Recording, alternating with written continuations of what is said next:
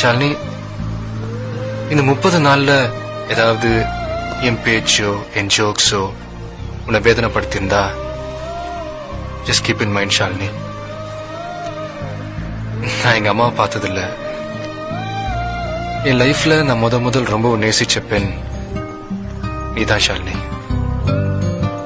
அப்படி ஏதாவது என்னடா சச்சின் நம்மள இப்படி வேதனைப்படுத்திட்டானே நீ நினைச்சிருந்தனா, I'm sorry Shalini. I'm extremely sorry.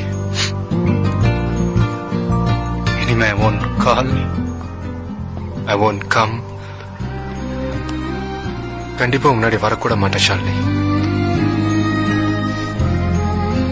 கஷ்டமா இருக்கு ஷாலினி. என்னமோ ஒரு மாதிரி பொய்யா கூட சிரிக்க முடியல ஷாலினி.